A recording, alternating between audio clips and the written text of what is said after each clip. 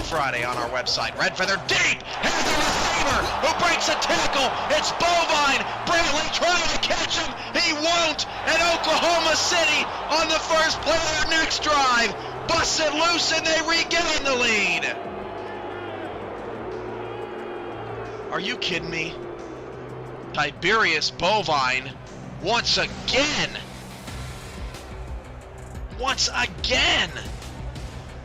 making the big play. Unbelievable.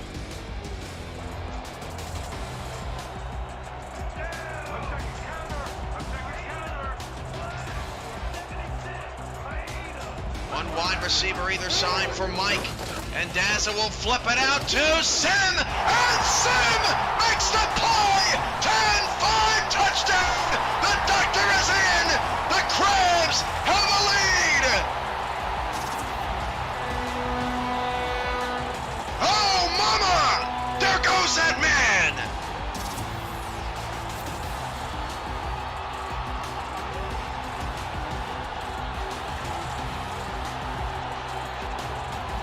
To the right, single receiver to the left. Dunhill to throw, has time, goes deep down left-hand side. That was complete behind the defense. They can't catch him. 10-5 touchdown. Atlanta. Boo Chisholm does it again. Hand off to English on a first down, trying to get it around the left-hand side. Takes the long way around, but still picks up the first down. Still on his feet, down the sideline. Johnny English past the 20, 10. He scores again. Touchdown, Honolulu. On one of the craziest runs after fake punt, pass, kick, whatever I've ever seen. Unbelievable. Mama, there goes that man. I mean, he goes 5 yards back before he scores. Yeah, I was going to make a comment about that, but I'll keep my comments to myself because he took this one to the house. He was blazing. 51 didn't have a shot. So the Skyhawks having trouble on first and second down sometimes in terms of moving the chains, but they have converted on a decent amount of these third downs. I believe they've only had to punt once. Snap back, handoff to English, right up the gut. English fights his way for a first down again, and can you believe that? Johnny English, that's the second time on third down the man has just taken the ball and ran right up the gut for a first. This is a man possessed, ladies and gentlemen. He wants this Skyhawk team to succeed, and it looks like he's... Split backs for Louis Ndula.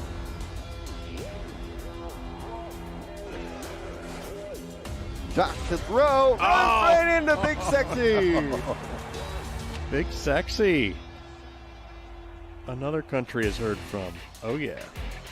He just blew right by the offensive tackle. Gave him one little move and boop, down the cornerback went.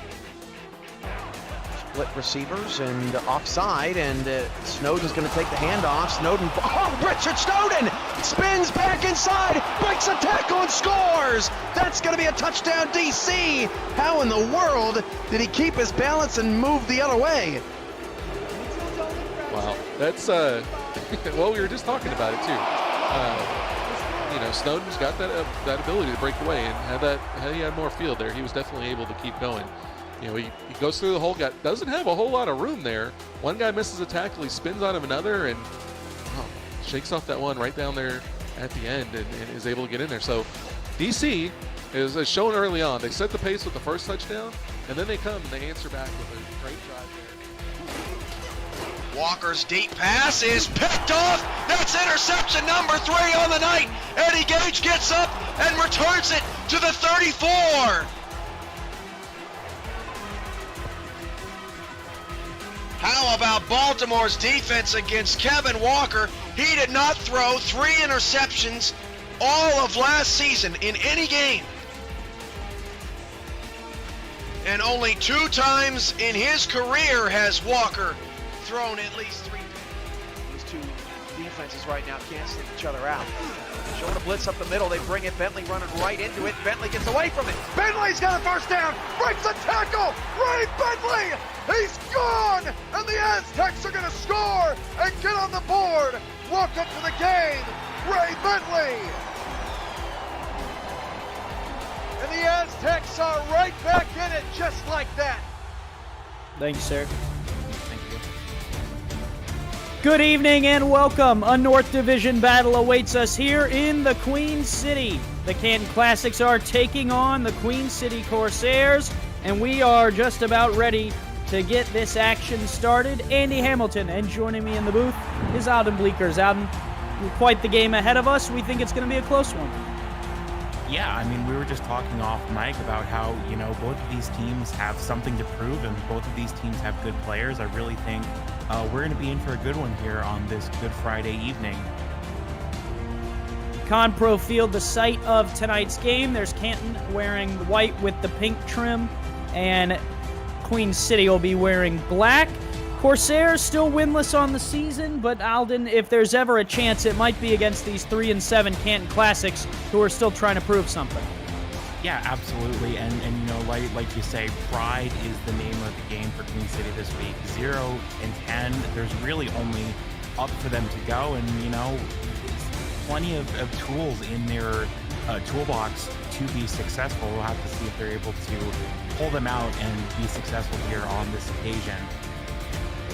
And looking over the Queen City roster, a lot of youth, Alden, but across the team that is still winless, and I think what they are trying to do is probably build and carry that momentum into next season, and with just a few weeks left, getting a win here tonight would be a big step in the right direction. Yeah, absolutely. I mean, like we were, and again, it was a conversation we were having off mic, just so many rookies for this Queen City team. John Lakeman, a rookie, of course, and then 9 rookies on defense for Queen City. So I think that's one of their greatest assets, you would have to say, is their youth. It's just a team that's looking towards the future. Absolutely. Speaking of looking, aerial coverage of today's game that you're looking at now is provided by Dags Droneworks, aerial photography and videography services for real estate, events, marketing, and more. Learn more at dagsdroneworks.com. Well, this is the third time that these two teams have collided, and Canton has won both of the previous meetings, which means that the Corsairs are just about ready to get this one going. They will start with the football, and their offense will come out first. The offense with a lot more veteran presence than the defense.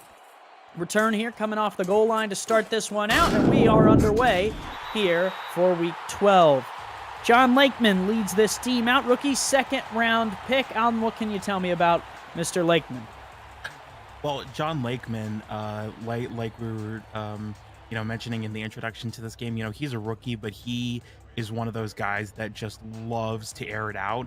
And, to his credit, he's really lit up his receivers. Doug Spelling leads the league in average yards per reception, and Geezer Powell also is second. Flip outside to start this one off, and that one will go for nothing. Jet Zero, the recipient, out of the backfield. Yeah, just really nowhere to go on that pass. A good pitch and catch, and that'll help his confidence a fair bit, but just really led into a space where there was nowhere to go. DJ Woods and Steven Hacker running the stats truck for us today. Track that 0-yard catch for us to get things going. We appreciate both of them being here tonight with us. 2 receivers wide against a 4-3. Quick drop, quick throw. That is in and out of the hands of the receiver. Dropped at the 24. Yeah, and you're seeing early pressure being thrown by Canton here. Very early on, that pass that went nowhere with Jet Zero, and again, just rushing up the middle. A good decision by John Lakeman, almost able to get a completion there, but they're applying the pressure early here, our Canton. 3rd and 10, both tight ends out on the field. That's Matthew Jr. and McMichaels. Deep drop here from Lakeman. Fires. That is caught. First down yardage there to the 38. They convert. First grab of the game, other than Jet Zero, goes to Doug Spelling. Well, and you have to give so much credit to the offensive line there because, again, Canton are sending the pressure, trying to collapse the pocket, but they just do their job and stand up and provide him the space to find the angle there. 4-3 look here out of the defense again for Canton, showing respect to Jet Zero and the run. Flip across the side is caught. That is the tight end, James Matthews Jr. With the catch, he'll pick up 9, and both these tight ends, very veteran status, 8 and 6 years in the league respectively, between Matthews Jr. and McMichaels. And I think that's really, we talked about how Queen City have a lot of youth, and I think that's really, the other positive upswings that they do have that veteran presence to kind of anchor them. Got to have the balance between the youth and the elderly players who are a little bit more apt to what's going on the field and have been for some time. Jet Zero scoops up that first down. Yeah, and just a really good job of Queen City working their rhythm. We talked about how John Lakeman really loves to throw, but they also like to use that to set up the run for Jet Zero, and just another case of that there. Two receivers wide, both tight ends out again. Jet Zero in the backfield. 4-3 look here for Canton. Lakeman, deep drop hit as he threw and unlaunched it, and it was way too long. Yeah, man, I don't know if that's a case of just being hit as he throws or what, but just having to get that ball away. And this is really, as much as Queen City have been able to find a rhythm, this has really been sort of a back and forth struggle. Canton really content to just send the pressure towards Queen City's back line here. Chris Porter there was on the pressure on the Canton side. 6'5", 270, second year here in Canton. Quick drop, and that's Zero out of the backfield again. Zero, not necessarily known as a speed back, picks up 2. Yeah, and man, that's just a case of, Jet Zero really does have some wide utility that he can bring to this Queen City offense, and so far they're using him as part of the passing attack. John Lakeman really getting some reps in here early. Lakeman will line him up. He's 4 of 6. Will throw for the 7th time tonight. Dumps it out of the backfield. Going off that left side, Tiberius Bovine, the former tight end, has a first down to the 35-yard line. No, that's Jet Zero again. Man, and how about credit that one to the offensive line again? Just opens up so much space on the left for Jet Zero, and because the offensive line does such a great job to create this space, he's able to pick up 3, 4, 5 yards before there's anyone really threatening to take him down. That is just a fantastic team effort by Queen City on the offensive play there. Yeah, it did show off a little speed there. That's why I thought it might have been the former tight end Tiberius Bovine. And I tell you what, Alden, you weren't here, but if you would have told me back in Season 6 that Tiberius Bovine was playing for Queen City, I would have lost my mind. Flip down the middle, and they pay the price on that one. Intercepted by Connor Darien. The All-Star is bringing it back the other way. Well, and this is exactly what Canton drew up on defense this entire time, just sending the pressure up the middle, sending the pressure towards the back line.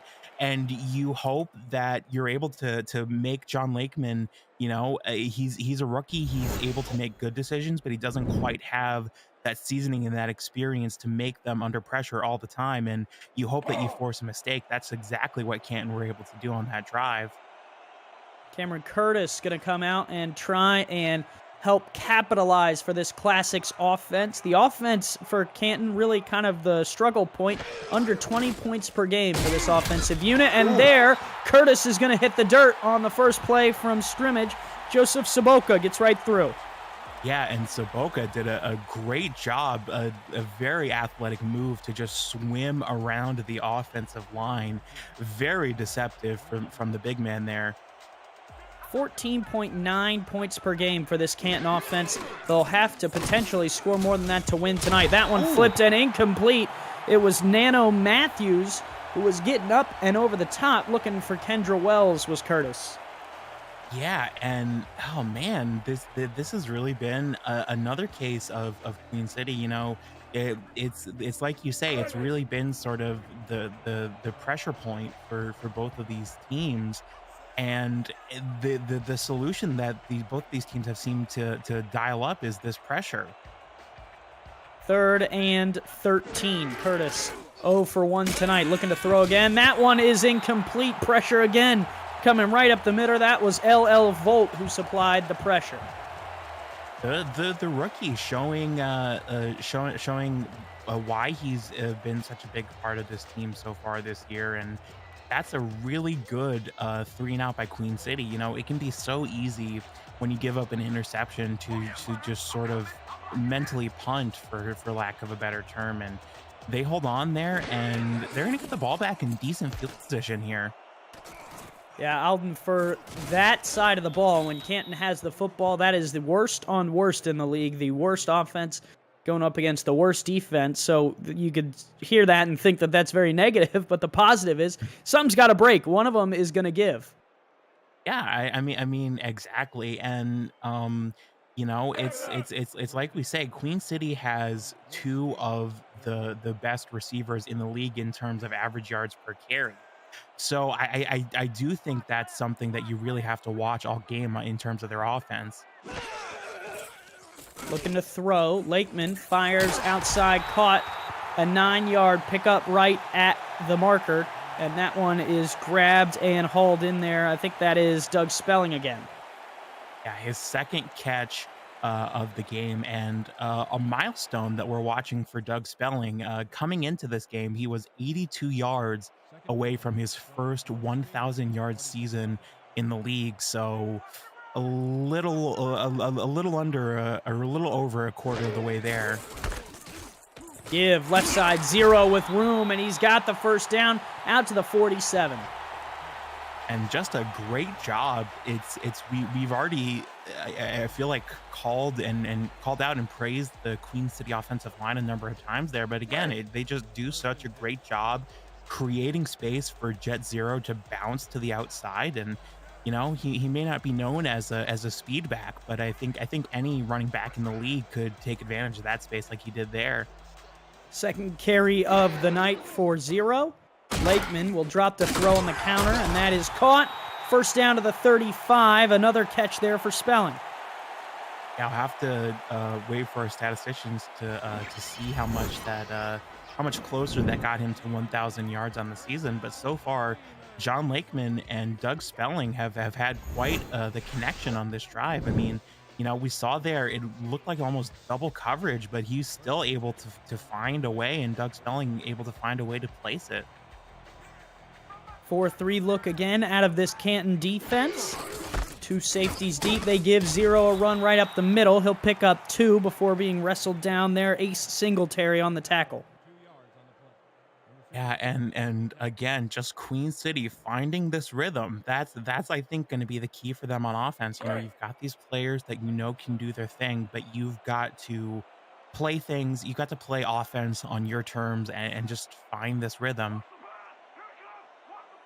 2 receivers wide. 4-3 look again here out of the defense. Oh, stuffed in the backfield. Gary Burney had none of that. Yeah, man, and what a disruption of that rhythm by Canton there. I mean, that is just what both of these teams, as we've been saying, are trying to do on defense. Just disrupt the offense, disrupt the rhythm. 3rd down and 11. Fires outside, long way to go. Matthews Jr. turns the corner but can't quite get there. 4th and 3 from the 27, maybe in field goal range. Jet Zero, minor injury on that play. We'll keep an eye on that. Yeah, and it's so close down the sidelines to getting a first down. I mean, that's such a smart play call by Queen City to throw that, with the intention of just staying up and keeping the legs moving, and it almost works out for them. But they have a decent chance at a field goal here, I'd say. Yeah, Joe Garfield will come out, another second-round rookie. It seems that Queen City had 35 second-round picks. Kick on the way from Garfield, and this one is good. He got it from 44 to put Queen City out in front at home. Yeah, and Queen City would have loved to take 7, but this is a positive development, considering their last drive was an interception. They're able to get something productive and get down the field. I think they're going to be looking to build on this the next time they get the ball in their hands. Yeah, and your defense came out, played really well on the first drive against this Canton offense. If you can keep that up, points may be at a premium tonight. Yeah, I mean, 3 and out. I mean, and again, so a successful drive on defense that they're going to be looking to build on as well. Return here for Canton will come out to the 28-yard line, and that's where Canton's offense will get started. If you're new to the SFL, the Simulation Football League combines traditional sports, esports, and a role-playing game into one. Team strategies are executed in real time by our simulations as real-life players compete on the virtual gridiron. For more information about the SFL, visit our website, simulationfl.net. Simulationfl.net, the SFL, it's football for everyone. Robert Johnson, first carry up the middle, and a flag is out. Yeah, it was a good run up the middle. I didn't see where that flag was. It looked like it was towards the top of the play. We'll see here. Clipping, number 82, offense.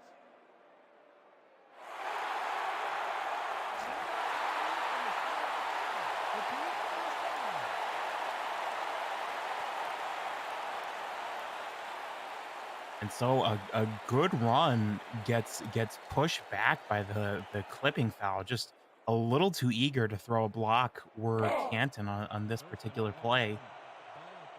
Yeah, and in a game like this, you got to be careful with the penalties. These two backs, 22nd and 23rd out in carries in the league this year, both under 150 carries, both heavily utilized in the receiving game as well. This throw is intercepted! Stolen right out of the breadbasket there for Queen City. Great gains, the veteran. Yeah, and what an unusual interception this is. I mean, you know, comes over on the coverage and just grabs it out of the air and lays out like a goalie to protect it on the ground. And Queen City, they have just been gifted maybe the best starting field position they'll get all day. Greg Gaines, the 8-year veteran, second year in a row on this team. He's surrounded by rookies, but he's the one who takes it away. Now, what can Lakeman and the offense do? This one, a flip out to the backup halfback. That is Radke, who makes the catch and will pick up a couple. Yeah, and this is such a promising start for Queen City to be able to get the ball and you know, continue to build on that with a passing play, and it looks like they're going to pass again here. Looking to throw, Lakeman stands, throws right in the middle, and it's wide open to the 9. Spelling again, fourth grab. And Doug Spelling is playing so unselfishly, just getting open for his quarterback and running these routes to perfection. My goodness, that corner out there, he just gets all the way open. I mean, he blows past what should be double coverage. I mean, this is just outstanding athleticism by Doug Spelling. 2 tight ends wide. Lakeman will flip it out to Radke again. Out of the backfield, he'll get to the 5. Jet Zero went down on the last drive with a little bit of an injury, so Radke is in the game. Yeah, and you know, hopefully we'll be able to see Jet Zero back in this game again. I mean, you know, he's able to so far take advantage of how well the Queen City offensive line have been playing. And certainly hope to see more of that. Second goal, free play here for Lakeman in the offense. Fires right into the end zone. It's got touchdown, Deezer Powell. The 11-year veteran strikes, and Queen City is going to decline that penalty and take 6. Yeah, certainly. And, you know, it's the 1-2 punch. You know, it's not just that Doug Spelling has had such a good game and has had a fairly good season. But, you know, it's the fact that John Lakeman has a secondary option in Deezer Powell, and we're going to see again here just finds the space in the very front of the end zone. And I think that's what's so dangerous about the Queen City offense is the ability of Doug Spelling and Deezer Powell to work in tandem to confuse and confound the opposing defenses.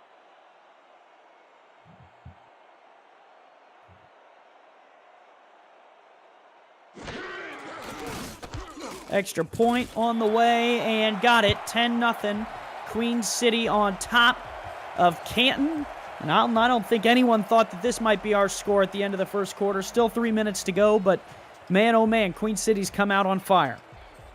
Yeah, I mean, Queen City with something to prove, you know, mathematically eliminated from the playoffs with 2 weeks to go as it is, but you know, playing for pride can sometimes be just as powerful of a motivator as a ring on your finger. Kick is away. Return here for Canton and popped there at the 28. That'll bring Cameron Curtis back out onto the field. 0 for 3 tonight so far. What's he got to do to kind of right the ship? I mean, it's really, I think, a confidence thing of, you know, Canton have struggled so much to move the ball. I think just stringing together first downs, even if you ultimately have to punt, is better than what they've been doing. So I think that's where it starts. Shotgun here for Curtis. Going to change something at the line. Looking to throw. Fires that one in and out of the hands of the receiver. Nice tackle there on the defensive side. And, Jet Zero, what we thought was a minor injury, is coming back as major. He will not return to tonight's game. Yeah, and that's really unfortunate for Queen City. I mean, they've been successful in the passing game so far, but you know, you really hope to have all of your weapons so that the other team can't, you know, make those adjustments on defense, and that's going to be that much harder for Queen City now. 4-3 look here on the defensive side for the Corsairs. Curtis fires and throws another interception back down the sideline. It's going to be taken by Greg Gaines. Second pick of the game. This one's good for 6 points. I mean, what a complete defensive play by Queen City on this occasion. Oh my goodness. We're going to go back and watch this again. But Greg Gaines just eyeballs this all the way and beats the man that he's covering. Just nothing but green grass in front of him. Oh my goodness. Greg Gaines, one of the most spectacular pick sixes I think we've seen all season. First one of his career. He took it 38 yards. That's his 45th interception of his career. But the first one he can convert directly into points. The first time he's found the end zone. Congratulations, Mr. Greg Gaines. And Queen City up 16-0 with the extra point pending. Kick on the way and good. And just like that, Queen City 17-0. Wow. Yeah, I mean, what can you say?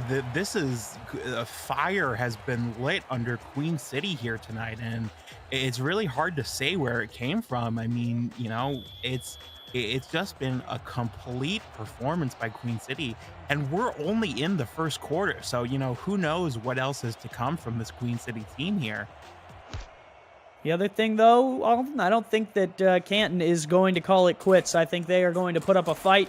Down 17, they have a big chance to kind of push their way back into it. But it all starts with Cameron Curtis, 0 for 5 now, 2 picks.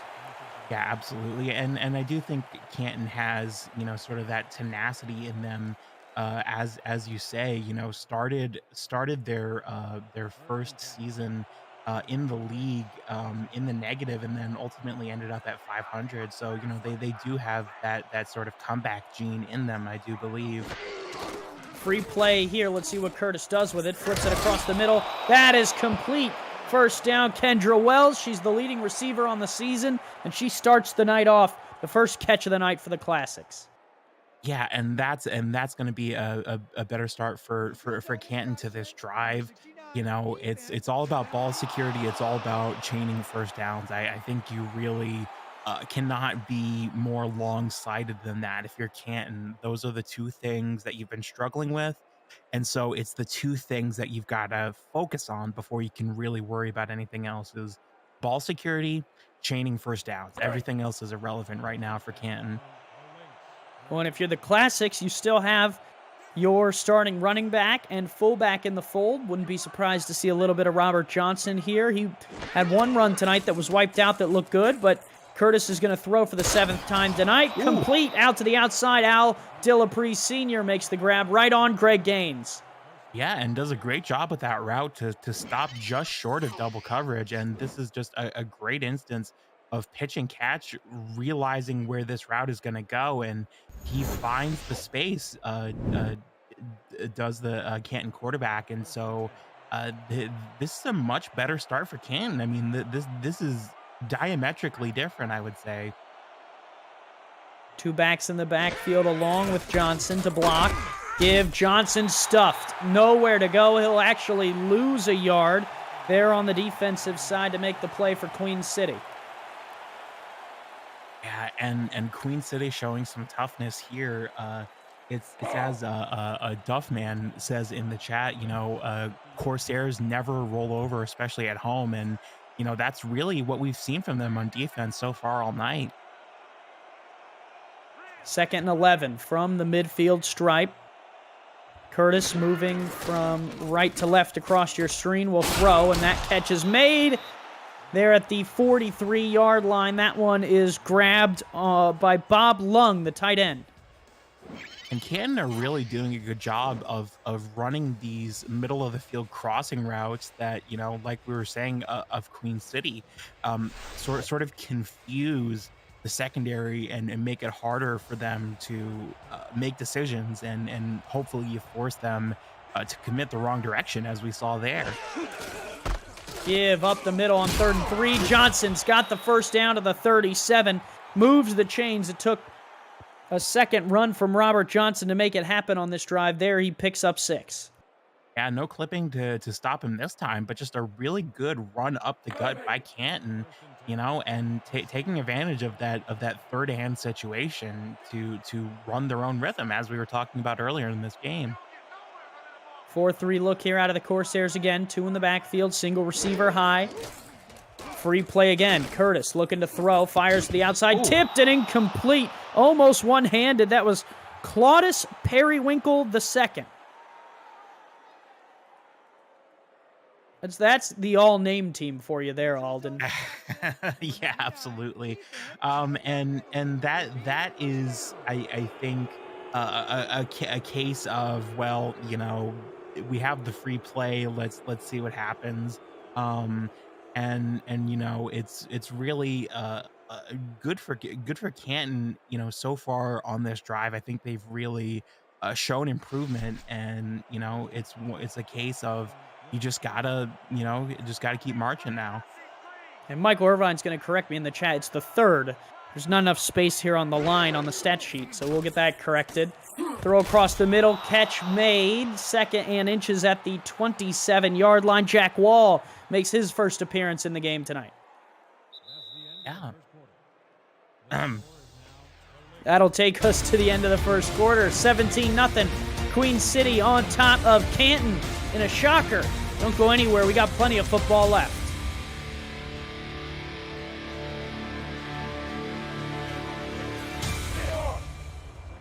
Alden Bleeker along with Andy Hamilton, DJ Woods, Stephen Hacker in the stats truck for us. Cameron Irvine behind the scenes producing the games as always.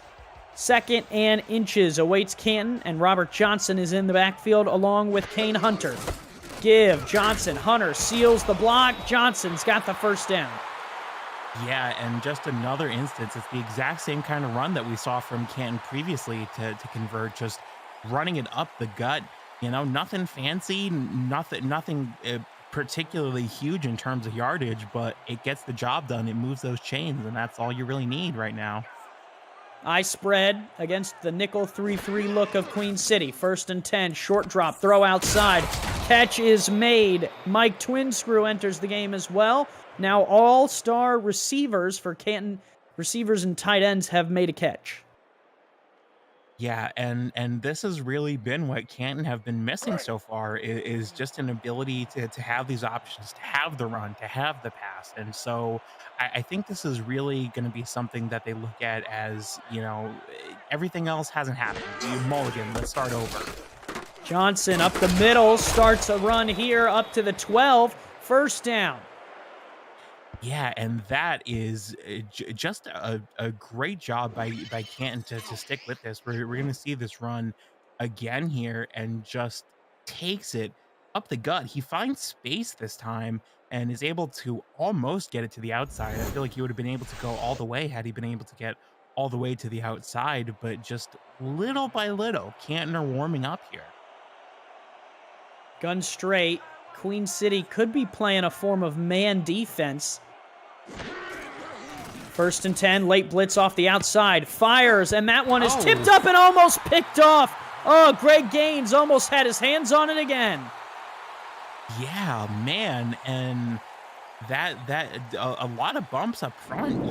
You would have thought that Canton would have had some space there, but just Queen City are all over them in the end zone.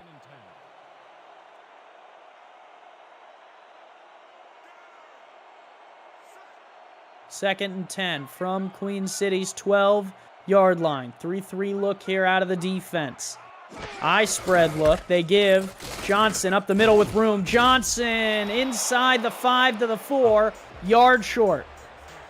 Yeah, not quite able to get there, but it does open up a lot of options for Canton to be, on 3rd and 1. I mean, I think you effectively think of this as 3rd and goal just in terms of how short a distance it is.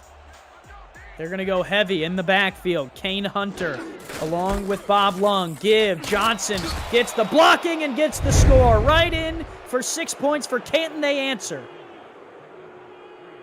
And it was the run game that was the weapon for Canton this time around.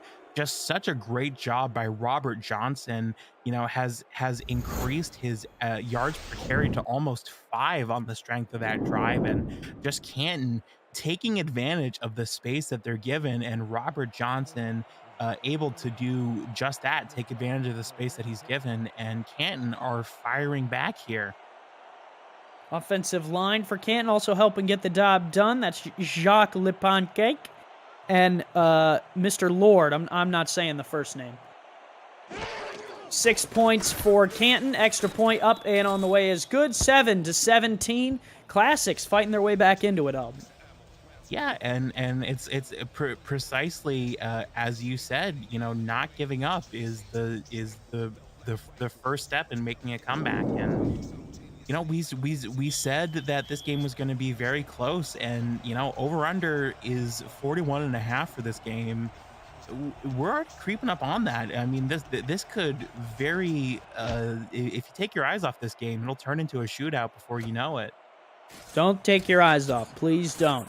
Return here for Queen City out to the 26. Speaking of your eyes, I hope your eyes are headed to Ohio. The SFL convention is coming to Cincinnati, Ohio, July 28th to the 30th for Season 21 kickoff weekend. For room reservation details and the weekend schedule, see the Convention Alerts channel in the SFL Discord server. Rooms are going fast. Reserve your special group rate today. We'll see you there, and I certainly will see anyone and everyone there. I'm excited to go. It'll be a fun time. Give, and that is going nowhere. Tiberius Bovine right up the gut, splattered at the 26. Well, I just want to give a quick update on one sort of milestone watch that we've been on all evening. Doug Spelling, as we mentioned, needs 82 yards to get to his first career 1,000-yard season. So far has 47, so a little over halfway there now. Maybe he'll get it this drive. Let's see. Looking to throw, and deep down the middle of the field, that one is tipped up and incomplete.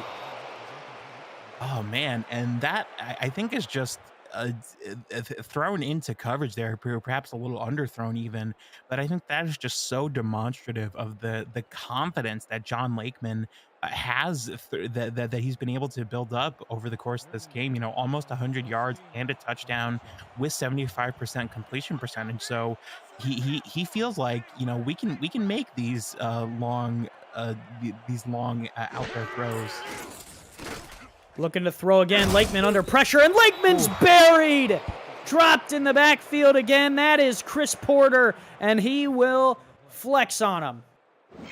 Man, and just nowhere to go. I mean, one breaks through the offensive line, 2 breaks through the offensive line, 3 breaks through the offensive line. I mean, just so much pressure thrown by Canton, and they were determined to get this stop. And it is hard. I think that will be chalked up as a coverage sack. You can't necessarily blame Lakeman, who was just trying to keep things alive, and the offensive line had to try and hold on for dear life. Return here, only out to the 47-yard line, and Canton will get the ball back, come right back out. They were down 17-0. Alden now down just 10 with the ball. Yeah, and I think adding to sort of the credibility of Canton's ability to make a playback, is, you know, prior to their 13-20 loss to Alamo City last week, they were pulling off a turnaround in the fourth quarter. So, you know, it's not foreign to them at all. Cameron Curtis, 74% completion percentage in that game. That catch brings him up a little bit over 45% tonight, up right at 50. Yeah, and it's going to make Guy Clausen very happy because Canton is deciding to hashtag throw it to the tight end here. If he can keep this going, get these receivers continually involved, they'll be able to drive down the field.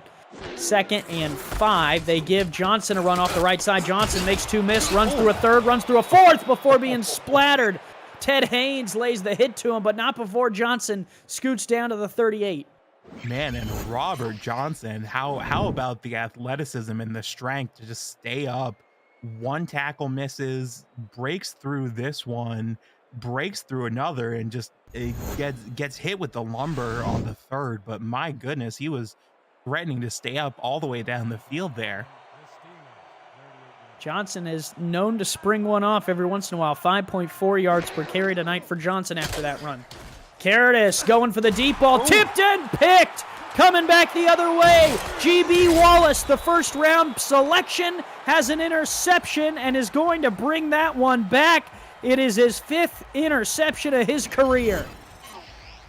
Man, and we're going to watch this again. I mean, a throw into triple coverage, and you just see almost looks like when a team has to sort of tip a pass out of, or tip a punt rather, out of the end zone, just taps it up into the air for one of these other 2 black shirts to grab. And just again, you know, it's like we keep talking about on defense for Queen City. It's just a total team effort on defense. And Greg Gaines got a hand of that one, too. 2 interceptions for Gaines, and now 1 for GB Wallace. Lakeman follows it up with a catch there to Deezer Powell. Completion out to the 42. And this is what Queen City have been able to do so well on offense is the ability to just get the ball and just start marching. Deezer Powell does an amazing job on the corner route, and everyone on the Canton defense has to react to try to stop him.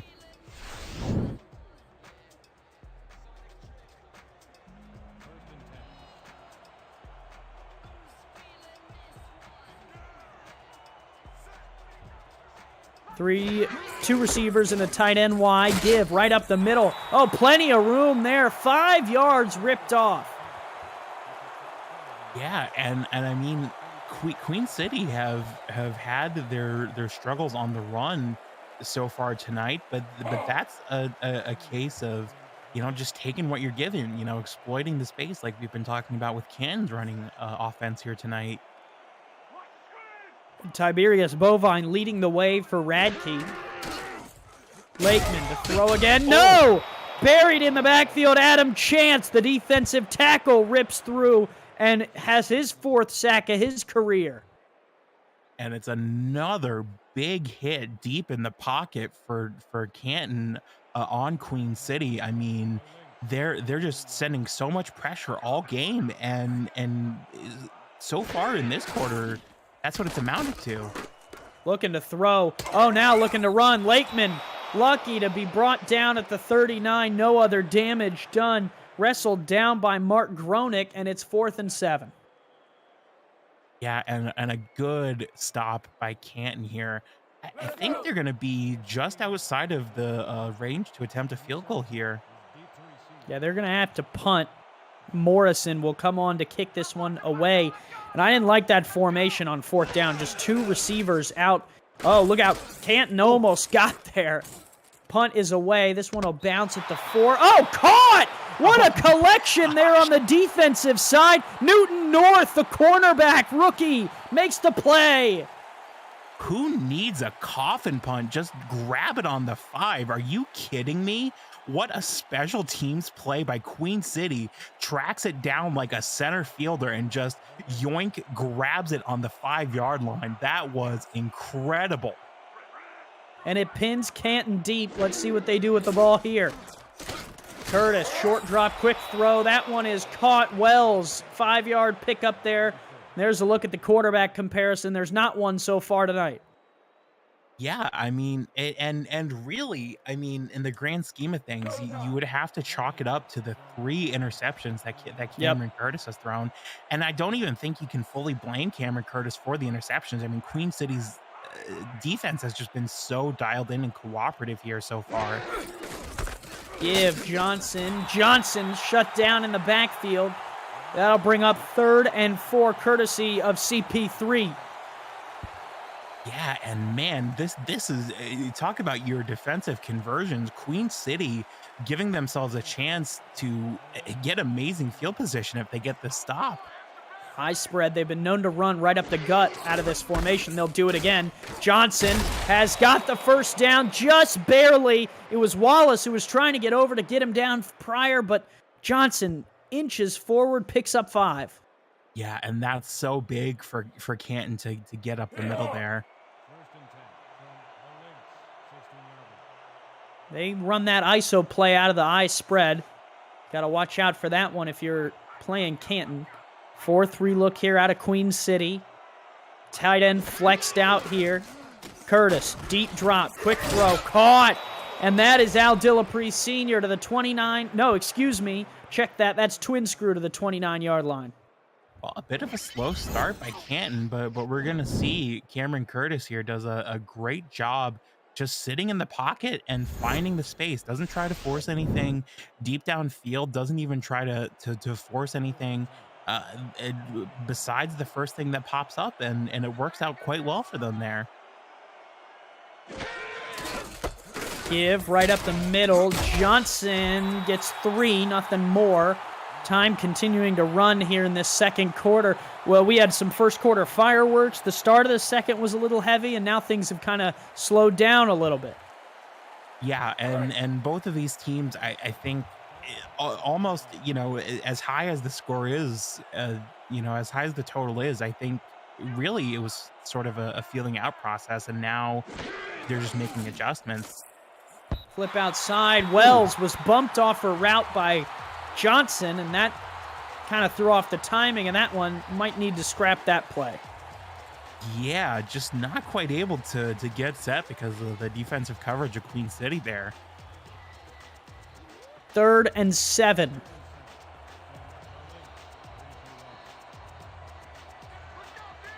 I spread. Again, they run a lot of ISO out of this. Curtis doesn't like what he sees. Going to change the play. They'll look to throw. Fires outside. Wells caught and out of bounds, short of the sticks. And that's so unfortunate because that was a great. I believe what was changed on that play was calling that corner out on the left side of the field. Just not quite able to stay in bounds there. But that is a fantastic audible called by Cameron Curtis. And one of those things. It's one of those things where you just say, right idea, we almost got it done, and you just kind of have to shrug your shoulders and hope you get it right the next time. Punter is on. Queen City will set up for the return to get their offense back out onto the field. Return here is a short one out to the 32. Miss any SFL action? Check out highlights of SFL games on the SFL YouTube channel and on Highlight Nation, provided by Victor's Valiant, YouTube's premier sports highlight maker. Subscribe to Highlight Nation and Victor's Valiant on YouTube for all your sports highlight needs.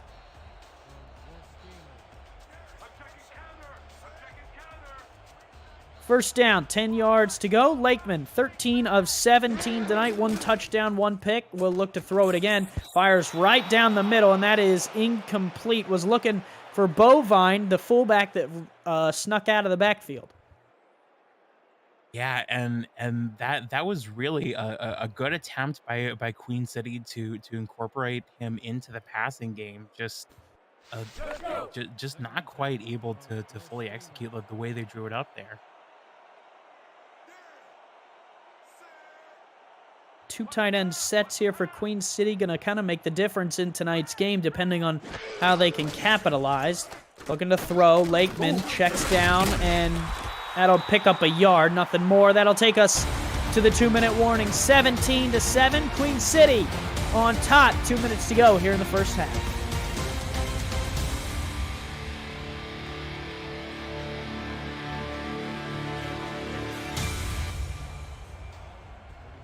Look at Gary Burney there. 3rd and 9 for Queen City. The 10-point lead over Canton. Single back in the backfield. They'll look to throw. Lakeman, 5-step drop, pressure coming. Spins and throws a pick. Intercepted by Canton. He was off balance when he threw it, and Evan Lacey makes him pay the price. Wow, and just, oh my goodness, and this is just such a fantastic job on this interception. Not only does he eyeball where this is going, I mean, it's just such an athletic leap to grab this with both hands. I mean, just total effort play on defense by Canton.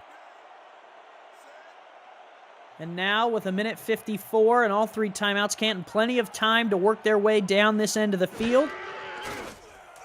Short drop, throw outside. That is caught. A 6-yard pickup. Kendra Wells, her 4th grab of the night.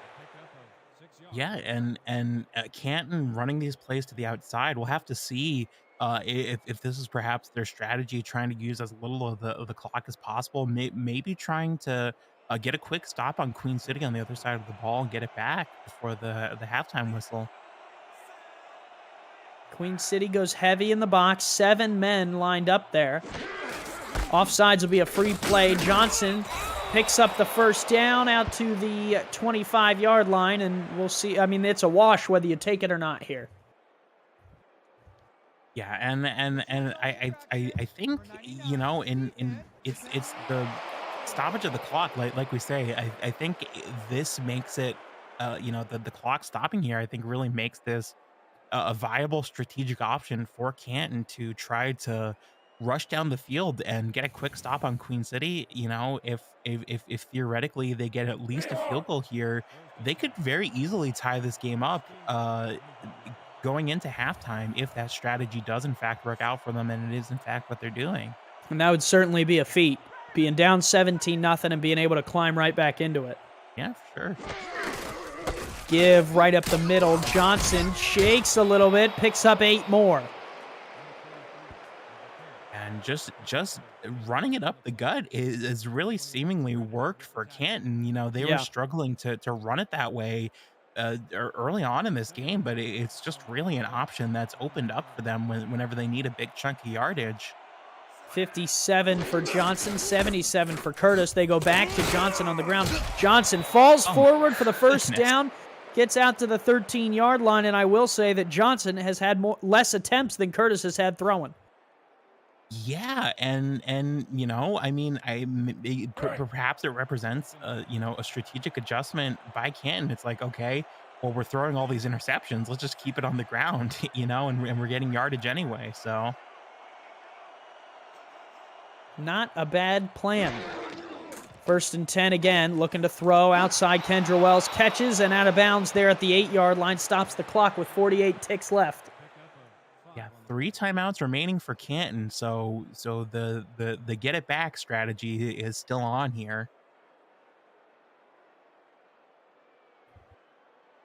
Kane Hunter, the fullback in front of Johnson, does well at blocking, just 9 career carries, not even on the field on this one. 4 receivers and a tight end out here on 2nd and 5. Curtis, quick throw, quick catch, quick touchdown. Kendra Wells strikes on her 6th grab of the night. 6 points for Canton. And this was such a well-executed offensive drive by Canton. Wells executed. I see what you did there. And it's a great job by Canton. You know, as you say, Kendra Wells, such a big job, such a big part of this strategy on this offensive drive. Gets that big pass to start it off at the beginning and gets the touchdown. And Canton have 3 timeouts. If they can get a stop here, there's a decent chance that they get at least a field goal. 46 seconds left on the clock. Extra point up and good. Now just a 3-point difference between these 2 teams. We are really reeling it back in comparison to what it looked like in the opening quarter. Yeah, absolutely. I mean, it looked like it was going to be a blowout in favor of Queen City, but it's like you said at the beginning of this game, looking to be a close one. Ball on the tee here for Canton. They'll kick it back to Queen City. Corsairs will take it off the goal line. Oh, a little bit of room there. Nice return by Tony Zoma. Gets it out to the 25-yard line. Him and Adrian Ellis, along with Stephen McMichaels, the only receivers and tight ends yet to catch anything for Queen City tonight. Zoma doing a little bit in the return game, and that'll set him up here. 40 seconds from the 25. Alden, do you push it downfield, or do you run the clock out? I think you try to run the clock out. I mean, Canton have 3 timeouts, but they don't have, I don't know.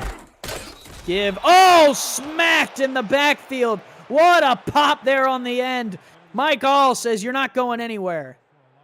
Yeah, and that's a big hit by Canton, but they're not using their timeouts. They're going to let Queen City run the clock towards halftime here. Classics electing not to push their luck. They'll just take the 3-point difference at the break if they can get it. 4-3 look out of Canton here, down to 9 seconds. Lakeman throws. Oh, wow, laced it right over the head of the defender, and Matthew Jr. makes the catch and gets out of bounds.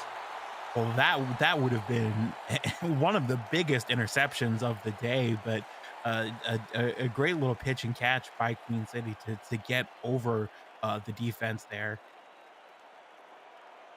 3rd down, 4 yards to go. 6 seconds on the clock. The clock more of a detriment than the down and distance is. Single back in the backfield. 2 tight ends here. Lakeman, short drop. Pressure in his face. Just unloaded it. Had to get rid of it before he was brought down by Gary Burney. He did just that. And with 3 seconds, they will have to punt. Yeah, and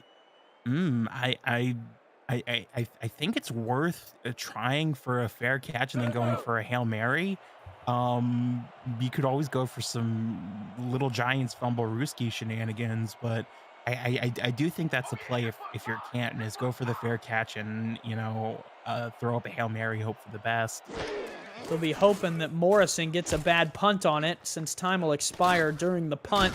They will call a fair catch, and that will take us to the halftime break. 17-14. Queen City will hold on to their 3-point lead, but man, Canton, I tell you what, Alden got right back into it there right before the break.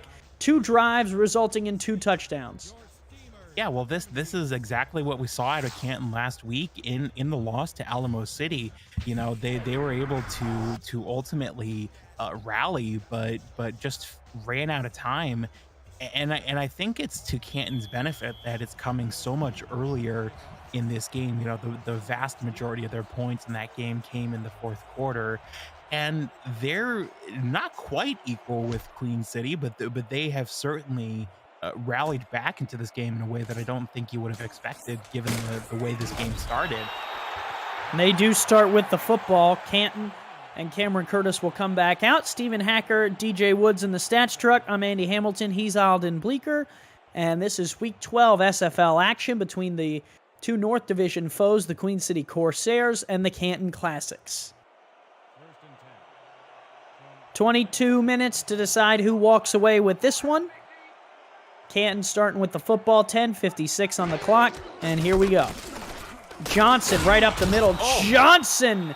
Man, lowered the shoulder there. Greg Gaines finally brings him down after a pickup of 7. Yeah, man, he's really been taking some hits running it up the middle. He decided he's gonna take a little bit of revenge there. Just lowers his shoulder into the Queen City secondary. 4 receivers wide, very short drop. Cameron Curtis throws, tipped up and incomplete. It looked like Periwinkle used his shoulder or his helmet there to deflect that one. It all counts the same, incompletion. Yeah, and this is a tough situation for Canton. I mean, you've had that run up the middle. It's become a weapon for you, but when your opposing defense knows that that's an option that you lean on, it makes it so much easier to adjust to. 4 wide again. 3rd down, 3 yards. Curtis throws, caught. No, incomplete. In and out of the hands there of Jack Wall. Yeah, no sticky stuff on the hands of Jack Wall. I guess we can say that for certain. I mean, it's a great It's a great pass. I mean, hits him directly in the hands, but the intervention of Queen City just makes him drop it there before he can fully reel it in. It was GB Wallace on the hit. Wallace has an interception earlier in this game, and now that third down hit will give their team the ball back.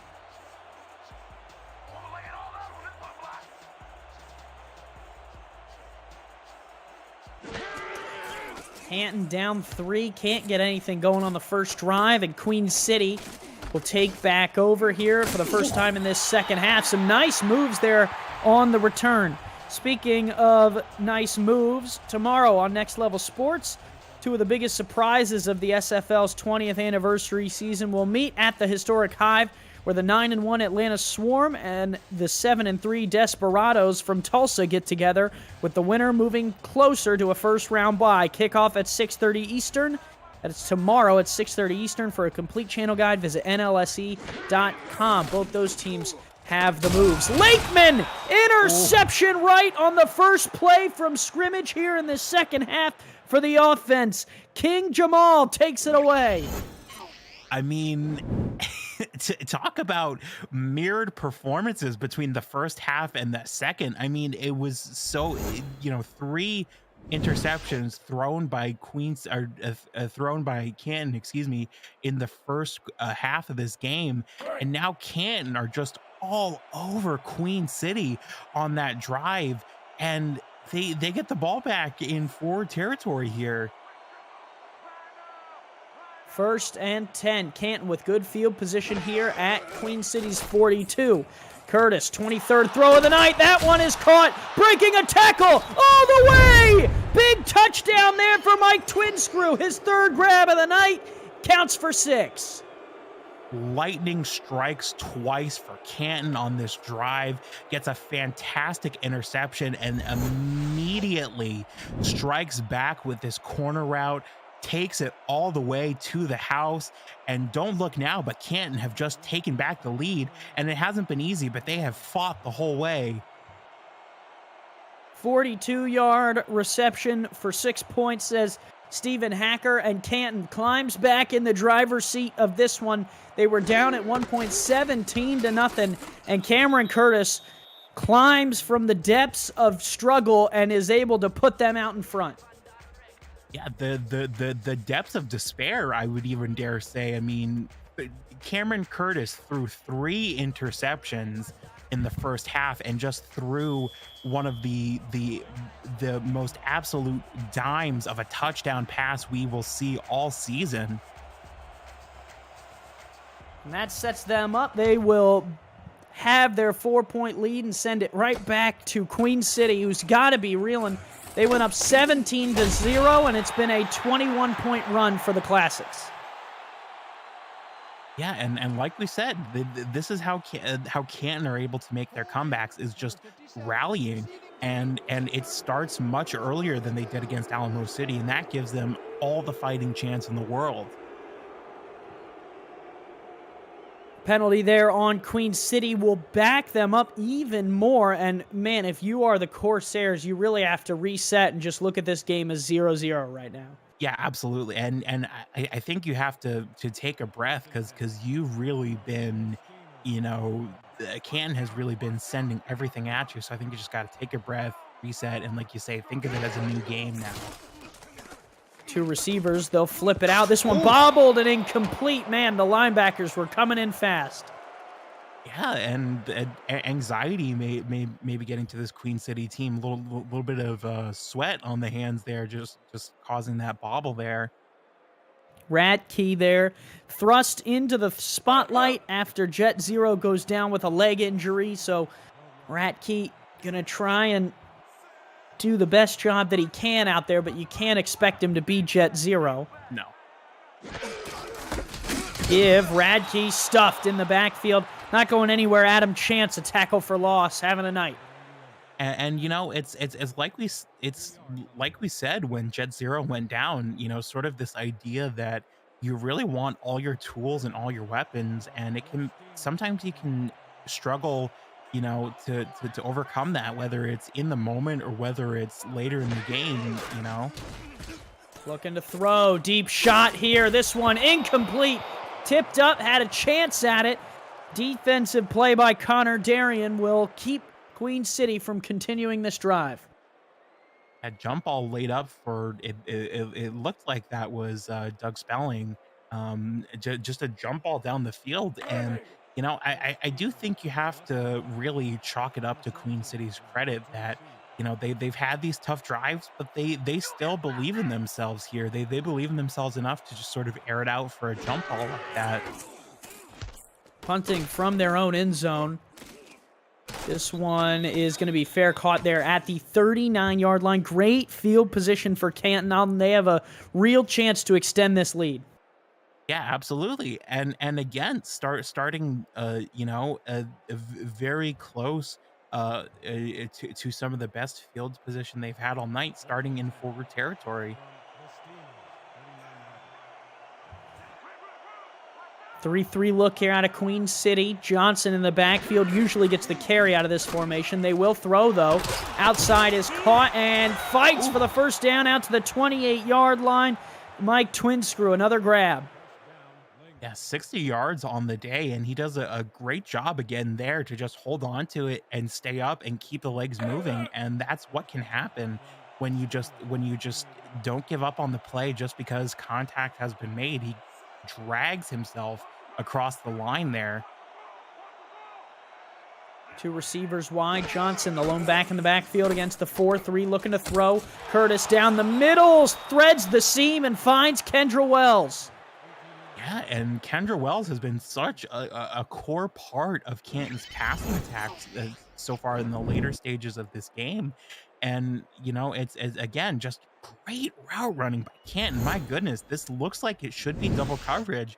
But again, Kendra Wells does such a good job running this route that there is just space that she creates for herself.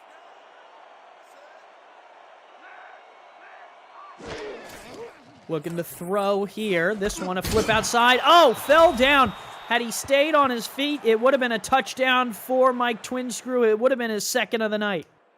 Yeah, and it's just such a fantastic job running these routes by Canton. That really seems to be the focus of their passing attack right now. It is superior route running, and it's worked out for them so far this drive.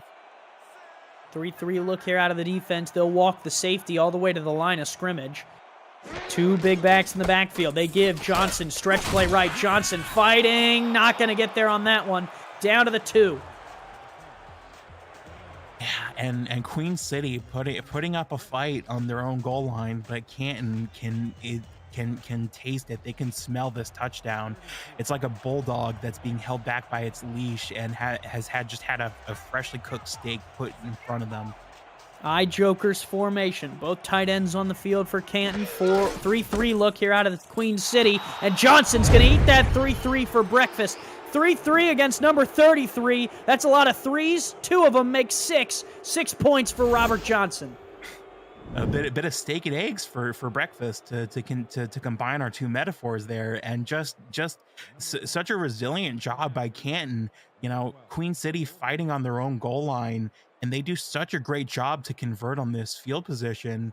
And now Canton are pulling ahead and pressing their advantage. Again, keep in mind this is looked like at one point was going to be a blowout for Queen City. They have managed to find their advantages here. Oh, that kick is blocked. It's still up in, and it's good! Oh, the most exciting extra point you've ever seen! Yeah, a bit of a Harlem Globetrotters flair. If the Harlem Globetrotters played football, I imagine that's what their extra points would look like. Never before, Alden, have you seen an extra point in the highlight reel, but for those guys over at Victor's Valiant, that one's got to be in there. Yeah, definitely. I will confidently say that's the most exciting extra point you'll see all season. Man, oh man. Off the helmet, Rob M said, yeah, no problem. I got that one, buddy. Hey, you don't want to leave this broadcast without joining our Discord server. There's so much more to do in the SFL than just being a player like Rob M's. Join to check out content for teams and about the league created by the community. Participate in Pick'em games, play SFL fantasy football, and test your skills in the Survivor pool. To join our server, visit simulationfl.net and click on the Discord icon on the menu. The SFL community, 2,000 strong, and we are going to see you there. Lakeman, very short drop, flips out, and that is going to be good for a couple yards there. Yeah, and we saw a pass to that same a backup running back for Queen City last time led to a bit of a sweaty hands bobble, able to hold on to it there, and that is, I would say, a fortuitous start to this drive for Queen City. Yeah, Blake Radke being thrust into the spotlight with Jet Zero's injury. They're going to give him a run. Radke left side with room. Radke, first down and more, out to the 36-yard line, and he's going to celebrate, and I tell you what, he deserves it. Yeah, well. Who says Radke is gonna wilter in the spotlight? Because again, makes the catch and then just finds a way to bounce to the outside. So Jet Zero, I'm sure has been shuttled off for medical treatment, but I mean, I would have to imagine would be very happy to see that run there. 28-point run for Canton. Queen City trying to quell it. Flip out Radke for the third time on this drive. He picks up another 7 yards. Yeah, and sometimes when your main options that you usually go to aren't working the way that you would expect them to, sometimes going to the backup can reignite things for you. And that's exactly what we're seeing so far on this drive for Queen City. If he keeps reigniting things, we're going to have to call Radke the match. 2nd and 3, they'll look to throw again. This one a flip to this near side. Oh, got the feet in bounds. What a grab there by Deezer Powell. Deezer catches. The thing about this Queen City offense and Radke is that they can strike anywhere. And really, I think a match is an apropos comparison because it's really, it's been a thing where Queen City have been struggling, and just all of a sudden they found that flame, found that spark. Give right up the middle. Radke again. Oh, you can't stop Radke.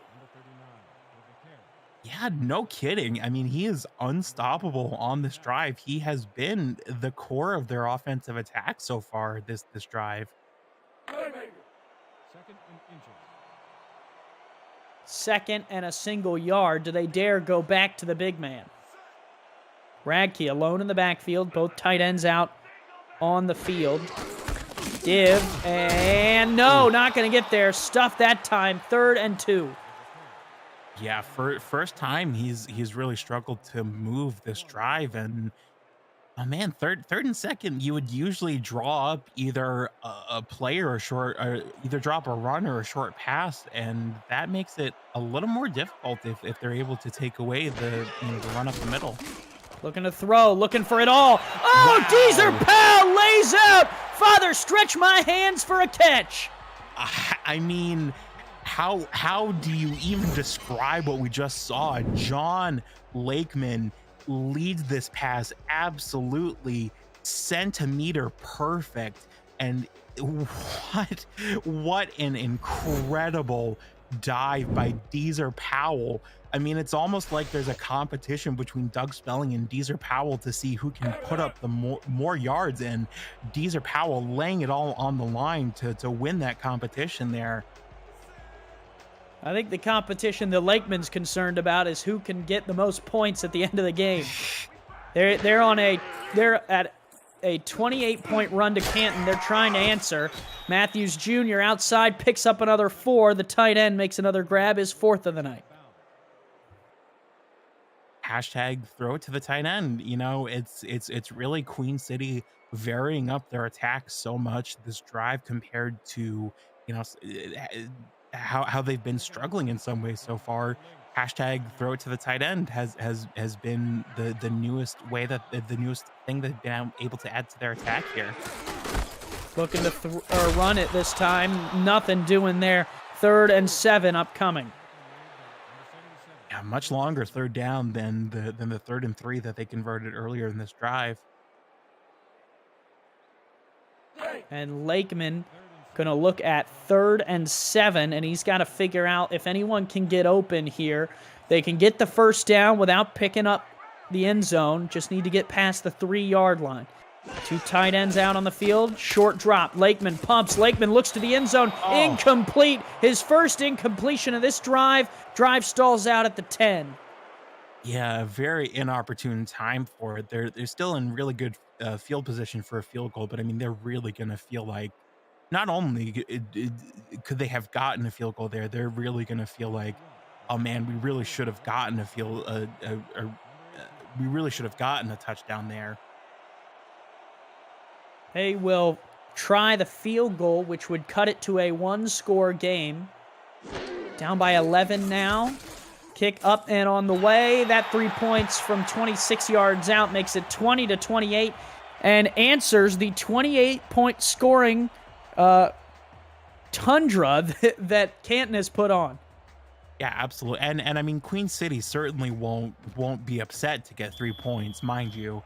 And it's a fresh game, like we said. You know, basically you have to think of this as a new game, and that's precisely what they're trying to do here. Kick is returned, and Dillapre Sr. Out to the 31-yard line. Well, you see Canton wearing the pink tonight. Alden, the Canton Classics team, is yet again trying to raise awareness and money for the American Cancer Society. The campaign runs until the end of the SFL Season 20 Championship. That's May 12th. Every donation makes a difference, and no contribution is too little. Join us in fighting against cancer at pledgeit.org/season20. Canton going to give Johnson another run. Johnson picks up 4 to start this drive off.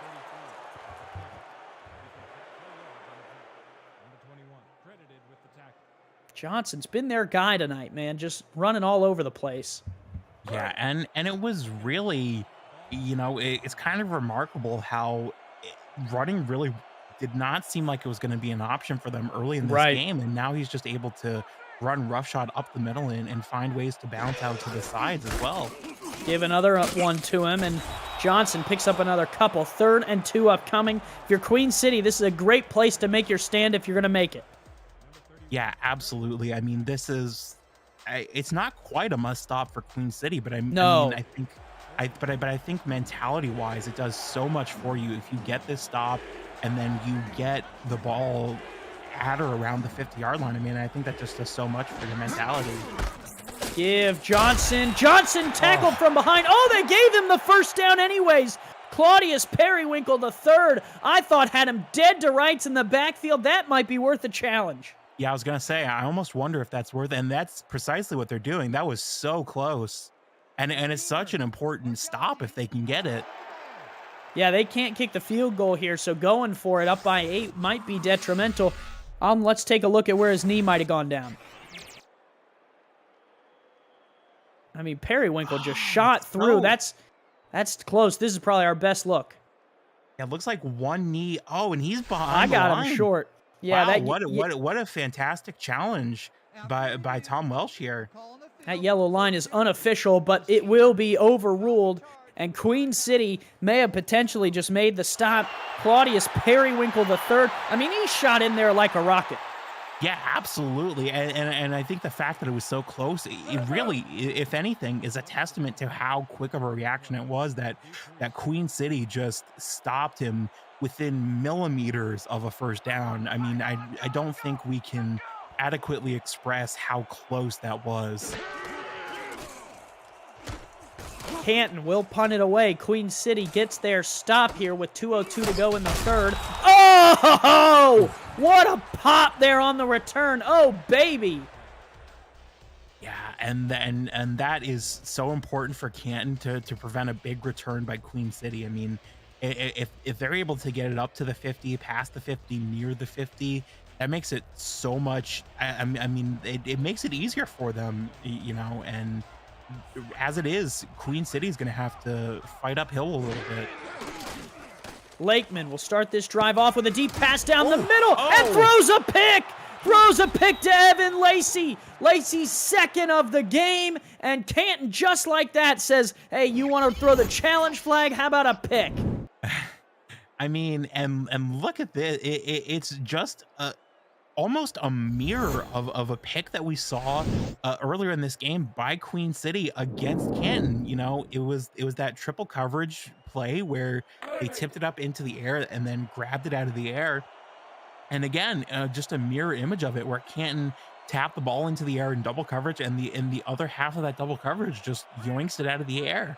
Mark Gronick got a hand to it to deflect it, and that made the play there. Canton now gives Johnson a run. Johnson churning those big legs, picks up 8. Man, I tell you what, he's got thighs kind of the size of, someone's torso. Yeah, absolutely. Very reminiscent of, I'll use an example of Jameis Winston, where it's just like, tree trunks and like how do you take him down when he's just got such a strong base? Flip, that one caught, sandwich there for the first down. Lung picks it up.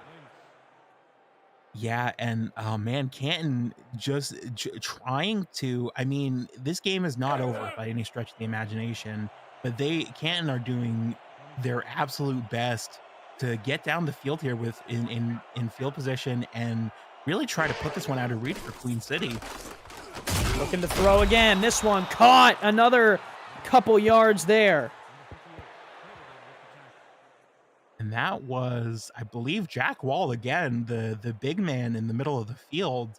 And that's really, I think, the benefit of having such a tall tight end for Cameron Curtis. I mean, Mike Twinscrew and Kendra Wells are such a big part of the attack.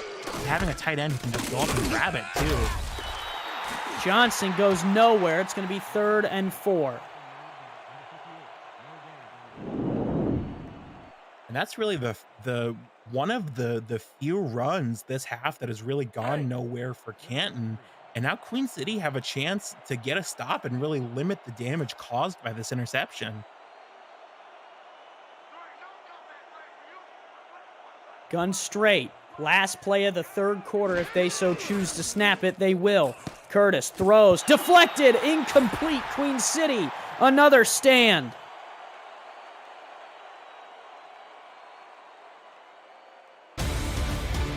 That'll take us to the end of the 4th. Canton holding on to a 28-20 lead. Queen City has a little bit of momentum. They're trying to get back in it. Yeah, absolutely. And that's really, I think as Bridge City Bird says in the chat, I mean, this game was 17-0 in Queen City's favor earlier in this game. But they have somehow, some way, Canton have managed to just rally back, and not only rally back on offense, but holding Queen City on the other side of the ball is, I think, the other half of this equation. Kick is up and on the way. Got it from 35 yards. Canton re-extends the lead out to 11.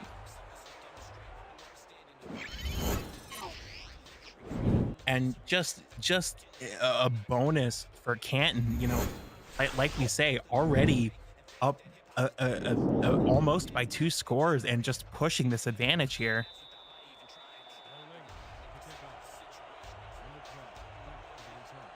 And we'll see what Queen City has. They looked like they had the ball back with plenty of opportunity. They threw an interception. Let's see if they can answer again. Return here out to the 23-yard line, and that's where Queen City will take back over with the ball. APM Music is unrivaled music to bring your stories to life, inspiring every production with the world's most robust and constantly refreshed music collection, state-of-the-art technology, and world-class customer service. APM Music, the official soundtrack of the Simulation Football League. To explore their library and to find perfect tracks for your projects, visit apmmusic.com. 4-3 look, give right up the middle. Here is Tiberius Bovine, rips off 7. He's carried it a couple times tonight with some success. Yeah, I mean, and with Jet Zero down, I mean, it does help to have a part of your normal running game intact. And, to his credit, he has really been fighting and working when he does have those opportunities. 16 yards in 3 attempts here so far. 2nd and 3 from the 30-yard line. Lakeman throwing that one in and out of the hands of the receiver. And again, it's an instance of someone getting hit in the hands, but just the reaction of the defense just too quick before they can reel it in. Yeah, and if you're Queen City, you really would have liked to have that one if you could have got it. Yeah, I mean, a great job on the route. I mean, hits him in the hands. Just route, unfortunately, runs him directly into the linebacker there.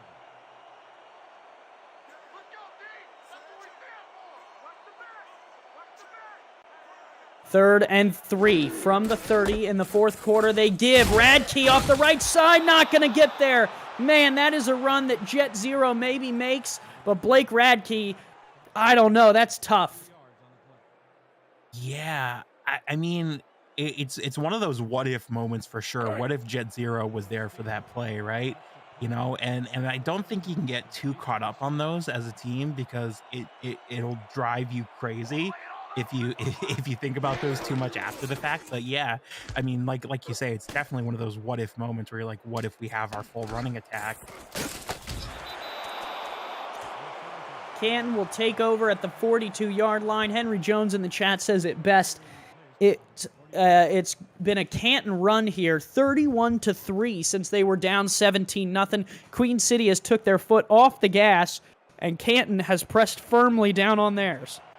Yeah, and you know, it would be easy to look at that and think it's been a mismatch, but it hasn't. It's been more of a tale of two halves.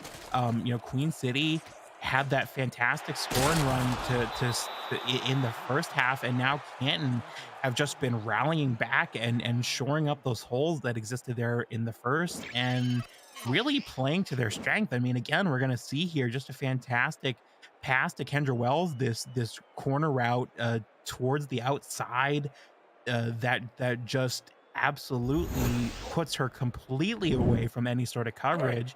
And it's just Canton, I think, not giving up and, you know, having some faith that, you know, if we do what we're good at, things will turn around for us. Oh, wow. Sacked right there in the backfield. Joseph Sabolka gets in and is going to talk to Cameron Curtis. 2nd and long upcoming. Yeah, and that's a big stop, or a big hit, excuse me, for Queen City to stop that passing play and make things harder on Canton. I mean, that's really what they need to do here on defense, is just make things harder for Canton. Flip outside. Johnson spins off one, can't spin off the second, and is gang tackled on the sideline. Yeah, I don't know how you divide that up, but I believe that's almost the entire Queen City defense getting credit for that tackle there. We'll leave that to the experts. DJ Woods and Stephen Hacker can take care of that one. Two veterans in the stats truck taking care of us. Veterans on the field taking care of business there in Johnson. Maybe some of those Queen City defenders. 4 receivers wide. Single back is Johnson on 3rd down. Pressure coming. Floating. Incomplete. Almost threw it right to Kappa Jones. Yeah, and man, this has been really a fantastic defensive drive for a defensive possession for Queen City. Just so much pressure on Canton, taking away the things that they want to do that have allowed them to rally back from 17-0. And this is, I think, Queen City's best chance they've had this half to answer back and end this drought.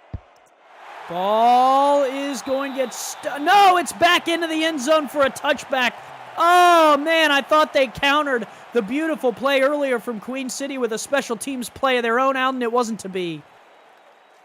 Yeah, absolutely. And we've seen a fantastic special teams plays. You know, the tipped field goal and the punt just grabbed out of the air at the 5 by Queen City, but just a little bit too cute there by Canton. 4-3 look here. 2 tight ends on the field. Give Radke right side, stuffed in the backfield again.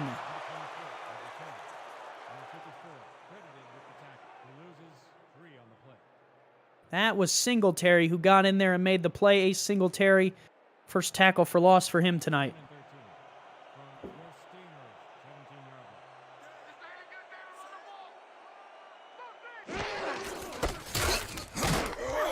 Give right up the gut. That's going nowhere. Let's send it to Cameron Irvine for a game break in the studio. Cam?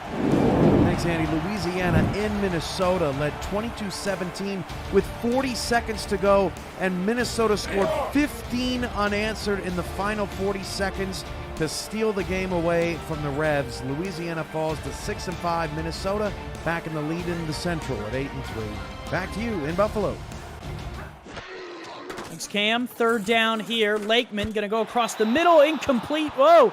Defender was there. No flag, and we're going to keep it moving. Yeah, absolutely. And oh man, and this is a great stop by Canton. Queen City not able to move it off of their 20-yard line. So the special teams miscue by Canton really not coming back to haunt them too much here. Punter is on, and Queen City will send it back to Canton, and they will get the ball back relatively around the same position on the field. Well, I tell you what, if you're liking the game so far, smash that like button and subscribe to the SFL YouTube channel if you haven't. The SFL produces over 400 events a year. There is no one else that gives you more football. Don't miss a minute of SFL or SFLM action and help the channel grow through your support. Thank you for helping the SFL reach 10 years of operation through your viewership. 4-3 look here out of Queen City, down by 11. Flip outside, almost intercepted there on the play. Twin Screw goes down with an injury. It would have been GB Wallace's second of the game.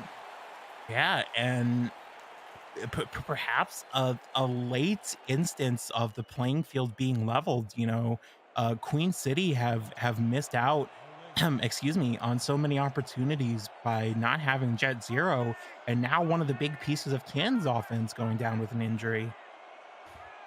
Spread look here. Robert Johnson right up the middle, stuffed in the backfield. Claudius Periwinkle III has been all over the field tonight. Yeah, and just so all over the back line of Canton. I mean, that's really been one of the big defensive highlights for Queen City, besides the pick six, is their ability to just sort of get through the front line of Canton. 3rd and 12, throw across the middle, caught and short of the first down marker. Jack Wall is stood up like a wall and dropped at the 46. Yeah, that was very, very close. And again, I think that's one of those instances where it's close enough that I think you could say maybe it's worth trying, maybe it's worth not. And we're going to see whether this is working to counter, if they're going to snap it. Wow. Free play, and now Curtis will flip. He's got the first down either way. Kendra Wells hauls it in. But man, oh man, that free play gave Canton a edge, and I tell you what, it might have given them potentially a full 2-score lead, because a field goal here would make it 14. Yeah, and perhaps just as importantly, the ability to sort of play their tempo and, you know, and run some clock off here. But man, just the psychological warfare by Canton played on the line to throw off Queen City's defensive rhythm there. Not in field goal range yet. Need about 4 or 5 yards to even give an attempt. High spread look here again against the 3-3. Robert Johnson, 3.9 yards per carry. They run him again, and he's stuffed in the backfield. It looks like all 3 of Claudius Periwinkle's family members are on the field, because he has been everywhere tonight. Yeah, no kidding. I mean, and on this drive too as well, just such a menace towards Canton here. Queen City now backs Canton up again in a second and long. 12 yards between them and the first down. Deep drop, pressure coming. Curtis steps up into a sack. Wow. Sabolka gets him. It was the pressure coming on the outside by Todd Rigsby. Yeah, and And there's only so much that your offensive line can do when they're just being overwhelmed here. I mean, just pulled apart at all angles by the Queen City pressure. Check that. That was Newton North who came on the blitz. North tonight has made 2 major plays in this game. The catch on special teams and that blitz. 3rd and 15 for Curtis. He throws, caught, tackled, short of the sticks at the 35, but that might be field goal range. Yeah, it's going to be very close, and I think certainly you're going to see Canton try to get a free play one more time here, at the very least. I think that would be a prudent use of their timeouts, and they're just going to punt it. Oh, wow, we've been shocked twice on this exact play. They're not going to attempt to draw him off sides for 5, and they're not going to attempt the field goal. Pretty much in the opposite way both times, yeah. Rob Ems can kick an extra point off of someone's helmet, but they don't trust him to try from 51 on this time. 4 minutes to go in this game. They are going to try and pin them deep. It bounces inside the 5, and they'll pin them at the 3. No cute stuff by Queen City this time, just waiting for it to drop inside of the 5, and they give it, if that previous drive that I referred to by Queen City as being uphill, they're standing at the foot of Kilimanjaro right now. They are at the 3. They are down by 11. There's 3:58 to go in this ball game. 1st down and 10. Lakeman throwing from his own end zone, finds his receiver. Doug Spelling climbs the ladder and collects. And that's so huge for Queen City to get out of the shadow of their own goalpost. That's where this starts for them. Looking to throw again, going to the other side, and it's picked off. Intercepted, Lacey's 3rd of the night, and he'll return down to the 37. Man, and so I don't think, again, you know, that's an interception that I don't think you can really fault either way, because Queen City being forced to play so fast by the fact, you know, not only that Canton is up so much, but the fact that they're able to just send pressure so consistently, it forces them to play very quickly. And John Lakeman, you know, is a good quarterback. He's shown that he can step up in these high pressure situations and, you know, really be a leader for his team. But he is, at the end of the day, a rookie, and, you know, rookies are going to make rookie mistakes sometimes. It just happens. Johnson has 88 yards to his name, trying to add to that and keep this clock rolling. He'll pick up 3. It was a good effort from Queen City, but their comeback is running out of time. Yeah, exactly. And I think Canton are going to be probably thrilled with that, because it's sort of the opposite, you know, again, a mirror situation of what they saw last week against Alamo City, where they were able to rally back, but just ran out of time in the 4th quarter. And now they're trying to do the same thing to Queen City, just run out their time. Under 3 minutes to go here in the 4th. Give right side, Johnson fights forward. It'll be 3rd and 5. Remember, a field goal doesn't change much. It would still be a 2-score game. Yeah, absolutely. And I think Canton's priority 1 here is to use up the 2-minute warning and then get a 1st down. I think, I'm not good at math, especially quick math, but if they do that, I believe that they would be able to run it out from there. They should anyhow. They will need to get a 1st down before the 2-minute warning. It is 3rd down here. 5 yards to pick up the 1st down. They need to get to the 25. 2 backs in the backfield. They'll look to throw. They're going to fire it, and that one is caught for the 1st down. Jack Wall makes the grab. Man, and just when you think Jack Wall's good at reaching up and grabbing for him, how about the big man jumping up for it there? 2 to go here in Buffalo. 31-20. Canton trying to put a stamp on this one.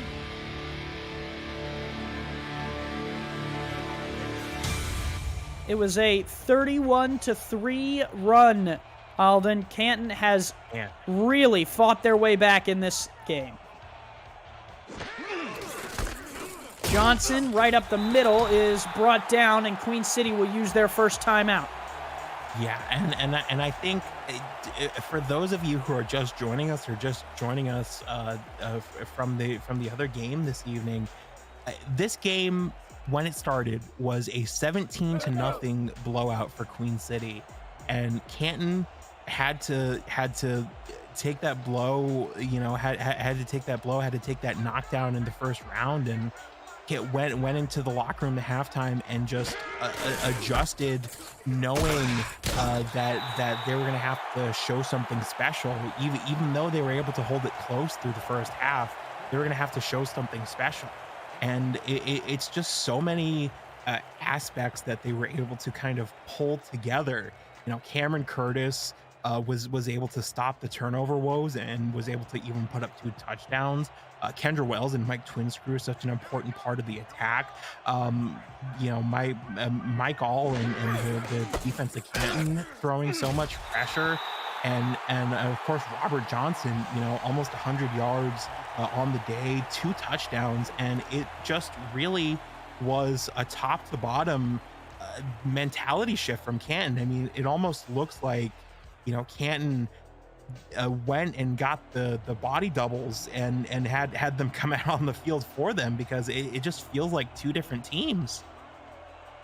Well, the 2-minute warning stopping the clock on that first down gave Queen City the opportunity. They used all 3 timeouts, and now Canton will try the field goal with 1:50 to go here. Ems sends it up on the way, and he got it from 44. It is now a 14-point game, but still only 2 scores. Queen City not out of this one yet. Yeah, absolutely. And it's certainly there is a possibility of Queen City just bam, striking back. Already have a pick 6 on the day, so maybe they get 2, they get another interception, maybe they get 2 passing touchdowns, maybe they get a big return touchdown here. Let's watch and see, I guess. Kick is away. Queen City will get the football back here to see what they can do with under 2 minutes to play. Return here out to the right side is a nice one by Tony Zoma out to the 26. We'll see what Lakeman has in store. His longest pass of the day out in 27 yards. So you would imagine he's got to throw 3 or 4 of them to get to the end zone. Yeah, absolutely. And, it almost, it's easy to become impatient if you're Queen City, just because you've got to cover so much distance. But I think you just stick with the medium passes and let them sort of chunk out here. Lakeman hit as he threw, fires it into the hands of the defense. Intercepted there. Bob Funk looked like he was waiting on it, and that will be all she wrote. Yeah, absolutely. I mean, give Queen City credit for having the confidence to throw all the way to the end there, but oh man, just thrown so far offline by getting hit there. And it's such a great job by the Canton defense, and I believe now they have their secondaries in, at least on defense. No, Funk is the starter. Oh, apologies. All good. Bernstein is the backup, but Cameron Curtis will come out to take a knee. He's certainly a starter, and he will finish this thing off for Canton. They are going to improve to 4-7, trying to get to 5-7. And for Queen City, another loss on this season, but we talked about it at the top of the broadcast, Alden, such a young team. Yeah, absolutely. And I don't think, Queen City, you joked about them having approximately 20, second round picks in this previous draft, but I think it really is a sound strategy for Queen City to build, especially with this offseason coming up and so many, big names in the SFL theoretically coming up on the, on the market. Certainly we won't try to speculate or try to tamper with anyone's contract in particular, but some big names coming up, and I think Queen City are sort of looking to say, okay, we have these rookies who are going to be great in the future. Now let's bring some people in who sort of already have that experience and kind of temper these rookies, help them become what they're going to be. Canton put on a show. I tell you what, rarely do you see a team go on a 34-3 run, and for Canton, they did just that, and they did it, like we talked about, methodically. It wasn't all at once. And especially when you're down 17-0, I mean, it really is a credit to Canton's mentality and their coaching to go down big early and not only not give up, but just have a spectacular win in the tank after what would be demoralizing for so many teams, and understandably so.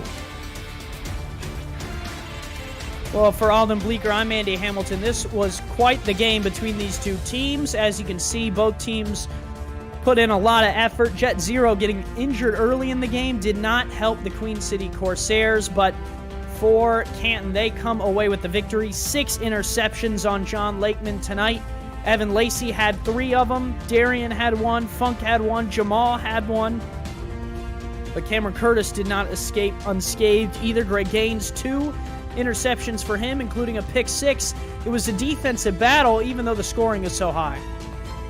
Yeah, absolutely. You know, it's like we said, you know, the offense is really kind of the pressure point for both of these teams that have struggled. But both of these teams, you know, Canton really were able to pull off quite the offensive performance in the end, you know, but as you say, it really all does start with their defense. You know, the interceptions they were able to pull off at the end of the day. It's you know, 6 interceptions by the Canton defense, and those were just absolute backbreakers. It was able to get the ball in the hands of Canton, and that's why they were able to, I think, it was such a big part of their offensive comeback here. 34-20, your final score. Any guess on player of the game? It's a good question. I think, oh man, I don't even have a guess.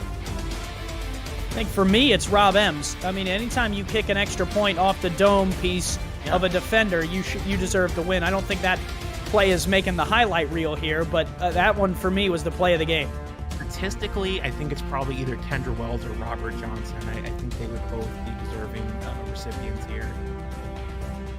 Well, lots of highlights from this one. A good game back and forth. Want to thank our stats team, DJ Woods and Stephen Hacker. They kept up with all the madness on the field, just like you guys did, except they also had to do math at the same time, which makes it even more difficult. Your player of the game tonight, Robert Johnson, 29 carries, 94 yards, 2 scores for Johnson. For all of us here at the SFL, thank you, and we will see you next week.